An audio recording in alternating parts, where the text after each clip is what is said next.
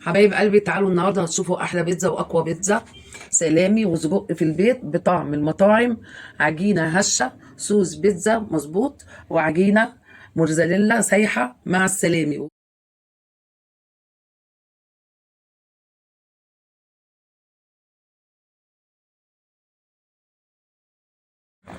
السلام عليكم ورحمه الله وبركاته، حبايبي وحبايب ام حسين الغاليين.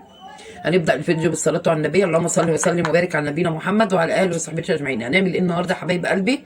كل سنه وانتم طيبين. هنعمل بيتزا، اللهم صل على النبي، بالسوسيه والسجق المدخن سلامي. هنضرب عليها كيس الدقيق كله، كوباية مية دافية، كوبايه ميه دافيه، وحط ذره ملح اهي، ربع معلقه صغيره.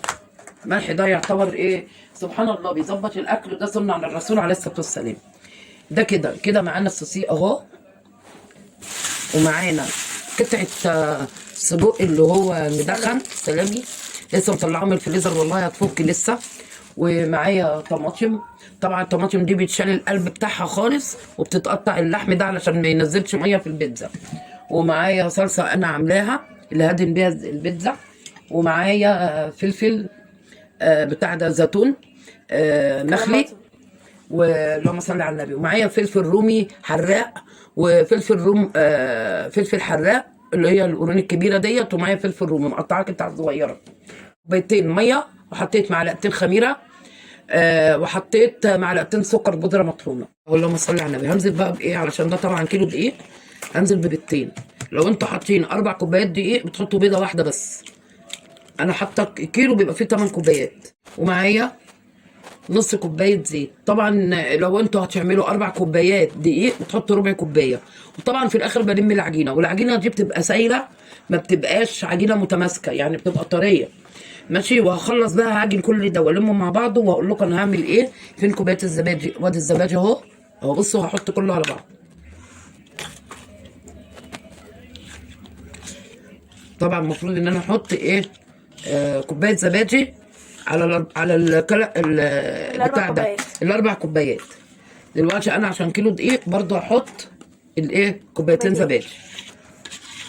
حطيت شويه زيت هنا في الصينيه ودهنتها طريه، ما بتبقاش عجينه ناشفه اهو. بصوا بتبقى كده، تبقى كده مططه كده ماشي. واللهم صل على النبي. طبعا انا بحب اعمل البيتزايه، احب اعملها رقيقه، ما بحبهاش تبقى عجينه فيها كتيره وتبقى اكني بعمل فطيره كده اهي.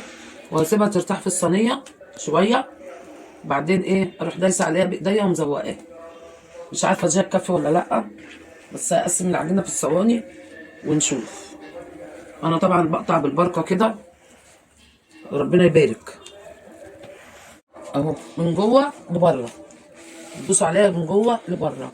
هسيبها ترتاح حبه، قبل ما اعمل فضول كده هرجع لها تاني ادوس عليها تاني، عشان هي طبعا لسه ما ارتاحتش، فكل ما بدوس عليها بترجع تاني بتلم. ما تخمر شويه وبعد كده اهوت، يعني حوالي نص ساعه كده.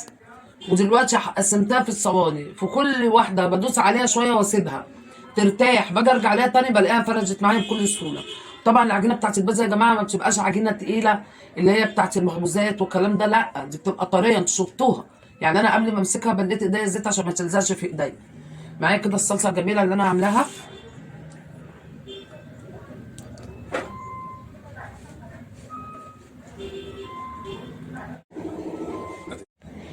نحط سوسيس،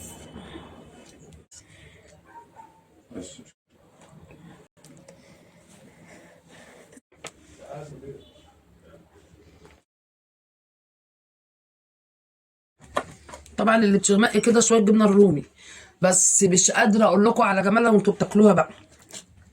اديله ادي يعني. ريحتها بيتزا. امال هي ايه؟